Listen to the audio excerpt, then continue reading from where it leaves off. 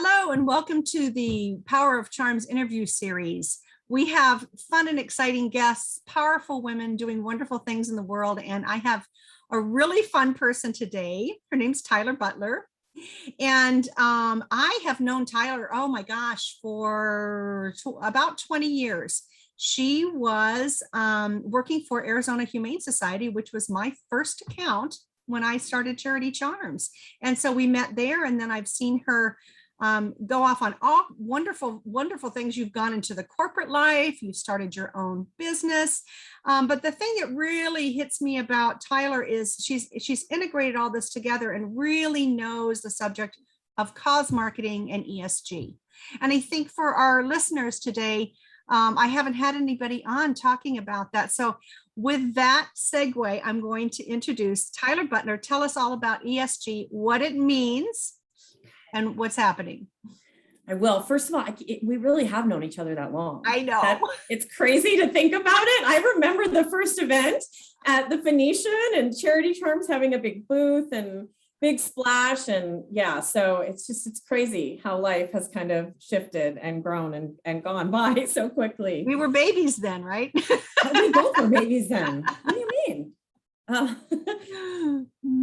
ESG is really the evolution of corporate responsibility. There's been this thought process around for several years now that companies are beholden to more than just the bottom line. They are members of society. They employ people. They are an important piece to the larger puzzle of humanity. And so corporate responsibility has come about and taken those foundational principles that 20 years ago or so were very, very much in place. And that was, more about grants and volunteerism. It's taken that to the next level. And it's really focused on the environmental, social, and governance, ESG. ESG. And corporate responsibility is more of the commitments a company will make. And those are different for every company. So, what a Microsoft might commit to is going to be very different than what a company like Charity Charms might commit to do. Mm-hmm. The ESG piece comes into play when you start reporting upon that and when you start making commitments, and then year after year, you show that progress. So it's been a really interesting shift, especially over the last 2 years with social justice and public health issues. But the movement towards that has been greater than ever. And I think it's because what we've seen as far as society and just the stakeholder engagement and the necessity for transparency. Right. Well, it's so important too for companies to be cognizant of all that's and really integrate it into the fiber of what they do. I mean, it's if you want to engage any young folks into your company, you've got to be responsible and you've got to be socially responsible. I'm finding a lot. It seems like we have so many huge social problems that the government can't fix. And so by having companies starting to take a stand and really align with these causes and these nonprofits, it's moving the world forward. It is, businesses have different fortes, right? They have different niches and ways that they can lend expertise that the government might not have at its disposal. And so by seeing different businesses come into the fold and commit themselves to different things, we are seeing some shift go on. And I think these commitments are going to just continue to grow over time. You brought up the you brought up the mention of the employee engagement piece. Having these kinds of things in place, they create a better work environment. They create, more longevity for employees, more loyalty, and they're more productive and happy. So it's a win-win. It's just about making the commitment and putting some budget and time behind it because it doesn't happen overnight. Right. Well, no, it doesn't. And I think it's an education process too, because it's something kind of new. I mean, corporate social responsibility has been around for a long time. I always think of you as one of the mavericks in that arena. You worked for GoDaddy and got that whole program going. And that was what, 15 years ago, Tyler? It's a while ago. 10 or so. Yeah. My experience at GoDaddy and at Microsoft really in building kind of foundational programs for existing companies is really valuable. When you work for a company like Microsoft, who is really one of the world's most philanthropic companies, I had a really great chance to learn from the best and at the same time really be innovative and work into a leadership role. And that's when they were opening their retail stores. Right. And they had no community commitments, community development, volunteerism, or grants wrapped around that piece of their business. And so I got to be a driver there, and it was really a life-changing experience. Something I'm, very happy to have done. And it's what's sad now, though, on the other side of the pandemic, is the retail stores don't exist anymore. Right. So that's the one item that I do find a little bit of sadness in, despite my great experience. Right. Yeah, retail, poor retail. For real. I have a question for you though. So you do a lot of consulting where you align corporations with causes. Can you give us a couple of examples of really great partnerships where the cause and the business purpose has aligned and it's just been magic? They happen all over the place. Gosh, I'm trying to think of examples. I'll tell you, for instance, and this is something that's local. In Business magazine is partnered with Microsoft, and that came out of a partnership developed based on the needs of the retail stores and the opportunity to partner with a local publication that also wanted to leverage that business community. Gosh, you're putting me on the spot a little bit to think about things off the top of my head. I'll give you an example of a couple things that we did, and this might get your wheels. So during the pandemic, we put together a cause marketing campaign called Key to Strength, and we aligned businesses with charities. And so, for example, for the Sojourner Center for Abused Women, we aligned them with a women's practice. It was a facial plastic surgeon business, but their clients were women, and they had also done some work with the women at Sojourner Center that had been hurt and needed some help. So that was a really good alignment.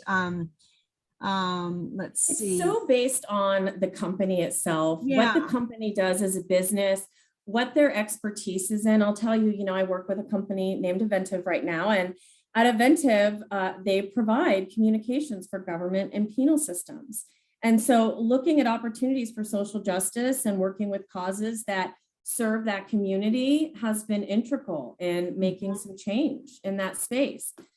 So it really is based on what the business does, and it can fall into any number of categories. I will say something that should be on the forefront of everyone's mind is sustainability. We've seen the environment rebound a little bit thanks to the pandemic. As a little side note, that we're not traveling as much, and so Mother Nature is recuperating a little bit.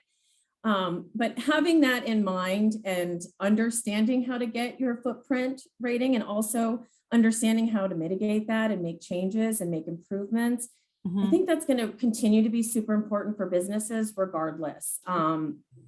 They have to be good corporate citizens, and sustainability is a central tenet for that. Yeah, it's really key. There's a organization that Charity Charms contributes to called 1% for the Planet. And it's been around a long time. And I recommend to everybody that I know that they get involved with that somehow. If their company is not involved in anything, that's a really super simple way to just join that organization. They have causes from all over the world that cover all different environmental problems, and a company donates 1% of their volume each year. They just make that commitment, and it's easy and simple. And give back campaigns like that are a great and easy way that any company can start doing some corporate philanthropy, right? You can, after looking at what your strategy is, you can probably glean what a good cause partner might be. You can go on a Guide Star or a Charity Navigator and get a rating and make sure you're picking the right cause. But once you do that, it really is about that partnership piece. Right. Okay, so I have a personal question for you. Okay.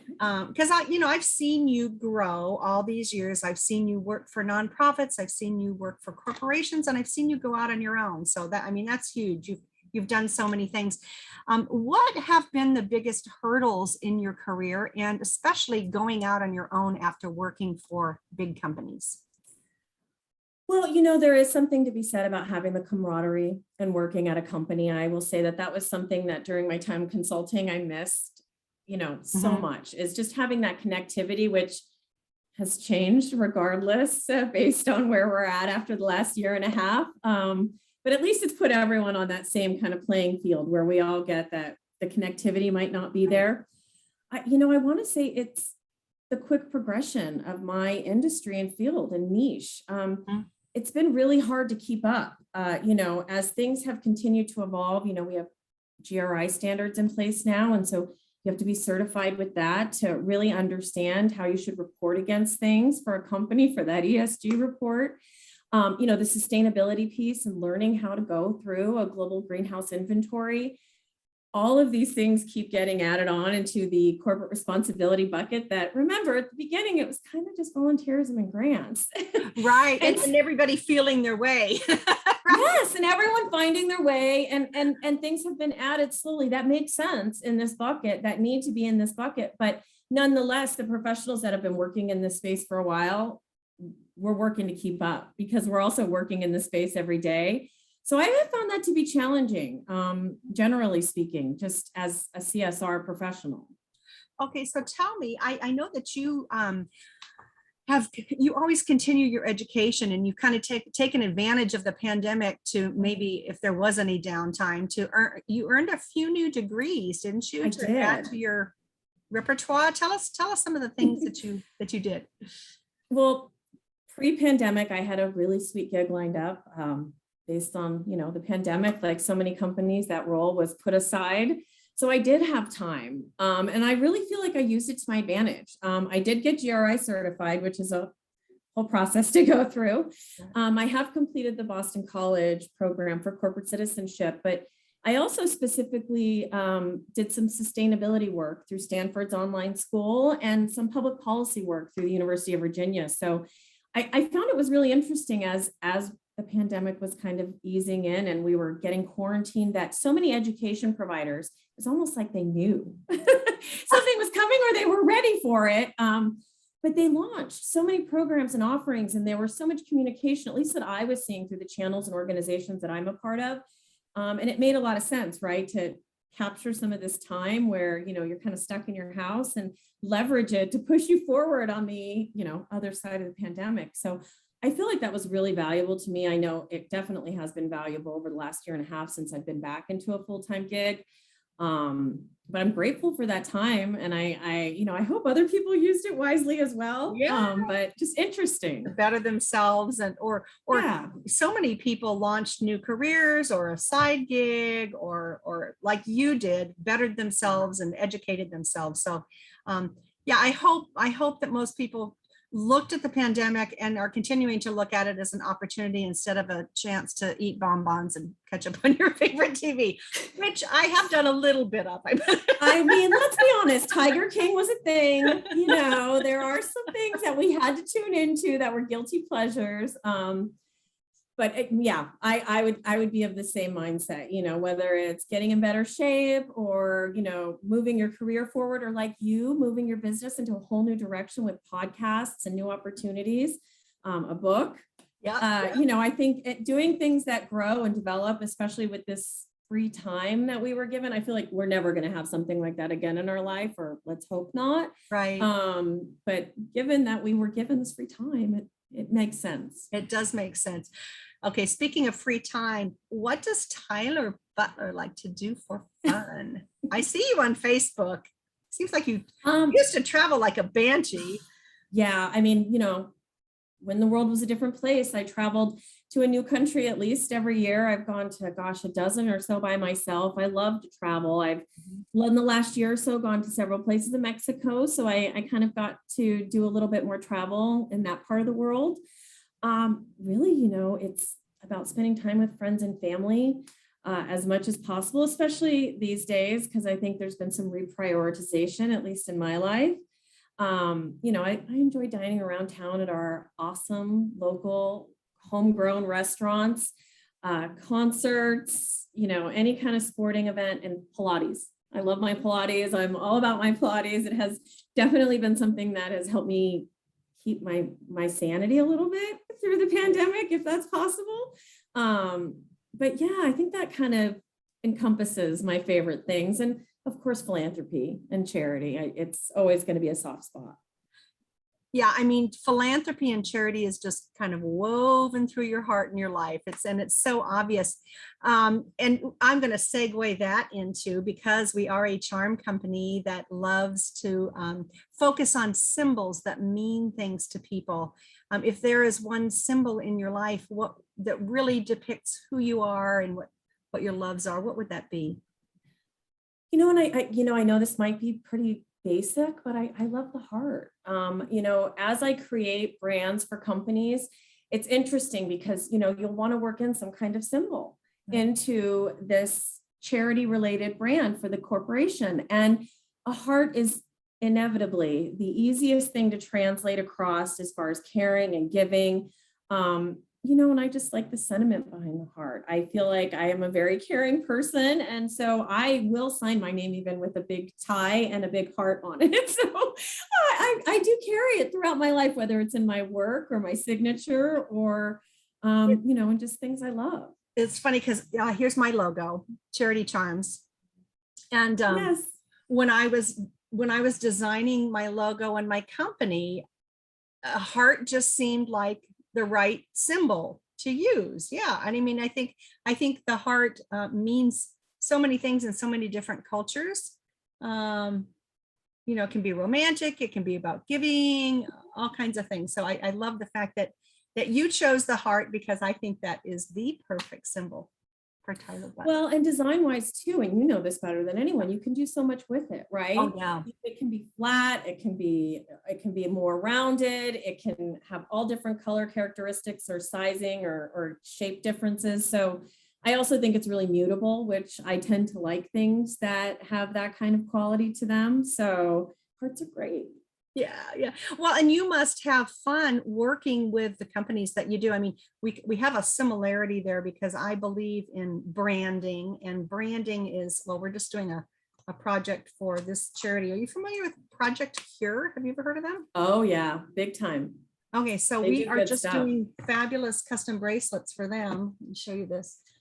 But it's so it ties in their brand color, and it ties in their logo. And that's something that is so gender neutral as well, right? Yes. A man or a woman can wear that. Yes, but I love, it seems like every organization, whether it's a charity or it's a business, they all have some kind of icon in their logo. That's how I kind of started Charity Charms, was, oh my gosh, look at that. That would make a great charm. So anyway. Well, but you think about the most recognizable brands in the world, and those are the ones that have some kind of icon that can stand on its own. Mickey Mouse, Right. Playboy Bunny. Nice. These are all you have to do is see that symbol and you recognize immediately what brand it belongs to. And so symbols are so important to branding and the way that you use them and the treatments of them. So, and you guys do great with it at Charity Charms. Oh, thank you. It's kind of our jam. Yeah, it is your jam. So Tyler, what inspires you to be the very best person you can be? Gosh, I think the people who are in my life. I consider myself a super auntie, so my niece and nephew are extremely important to me. My niece, who's newly transferred to ASU, was living with me for a little while unexpectedly. And I did notice even my time with her, recognizing that I could improve upon some things, and I kind of wanted to display those behaviors for her. So not in the parenting realm, but, in the best friend, auntie kind of realm. Yeah. And then the work I do, I get to see a lot of the world and some of, the negativity and some of the bad things that have happened as a repercussion of what's going on with humanity and society. And so I forever am grateful as I, look and recognize my blessings, but also getting to do work that is helping to make positive strides and seeing that impact real people, real time. It's very rewarding, and it definitely drives me to be a better person and drives me to, want to continue to grow. Right. Well, absolutely. I mean, you walk your talk, truly, and your whole life is all about purpose. It always has been, ever since I've known you, and I just love that about you. there are so many young women now that are struggling to figure out what their purpose is and what their life is all about. And your niche is not, there's not a lot of people. I don't know. I don't think there's a lot of people in your specific arena. I know there's a lot of interest in it and people are growing. They, you know, just like I laugh because I'm an entrepreneur and now they teach entrepreneur in school. Like you can get a, you know, as an entrepreneurship. And I'm like, oh my God, that's hysterical. But no, I mean, it's big. And I'm sure that they probably have corporate responsibility degrees now and things. But if a young woman is listening to this and she's like, I want to be just like Tyler Butler, what 3 things would you tell her to do in her life? Like work experience? I think education is super important. I do, whether it's a foundational education, my degree is in communications, and I think that's really translatable. But regardless, I think it's important to commit yourself to something and follow it through with that in mind. I think interning and taking experiences and learning from them so that you can really kind of decipher what you like to do and what you're best at. You may think you want to do something and then you start working in that space and really quickly find out that the day-to-day is not for you. And so I think internships are super important, and learning from them and not just showing up and utilizing that time. And then networking and connections. People work with who they like. And so having friends, having colleagues that will support you, that will write recommendations, or just keep you in mind when there's an opportunity coming up, will serve any young woman well in her career. I think those are 3 very valuable things that I would. Excellent suggestions. Excellent. I think sometimes it's hard for young women to appreciate how important personal connections can be, because there's all of us are so caught up in our social media and let's just shoot an email and la. But you and I both know, because even from our personal connection, and then all the things have come up that have come about in our life just from knowing each other, how important it is to keep that, to outreach and get to know people. Yeah, I mean, we experience it all the time, especially I feel like in the groups that you and I are a part of. We see how our connections time and time again bubble up opportunities, or just present you with something that is going to be beneficial for your career in some way, whether it's just an event to attend or some kind of seminar to learn from. So I highly recommend just being mindful and thoughtful of your connections and developing real, strong relationships with people and maintaining those. Yeah, I just think that's the best advice ever. Yeah. I believe in it, and I need to be a little bit more aggressive. It's been easy during the pandemic to kind of sit behind your computer, even though the Zoom has been wonderful. It's sure nice. Not the same, right? It's not. I've done some travel for business, and I work primarily remotely, like most people at this point. But the few days that I've gone and traveled, to Dallas or whatever, and had business trips, the connection has been so valuable. I have had a synergy with people and collaborative energy, and things have happened much more quickly. I'm a believer that this hybrid space we're working in is a positive thing. I think, we're helping the environment, and we're also, taking some stress out of people's lives with that daily commute, but we have to find a way to continue to connect. Have a little half and half. Half and half, somewhere in the middle is what we want. Well, this has been a true inspiration. And if anyone wants to get in touch with you, I know you do some private consulting and you work for some big corporations. You have your own website though, right? Yeah, you can reach me at 1111consulting.com. Pretty easy to find. So yeah. And that is the number 11 and then the word spelled out. Yeah. And then consulting. And I know 1111 has a significance. Can you share that with us? 1111, like a lot of numerology, has meaning behind it.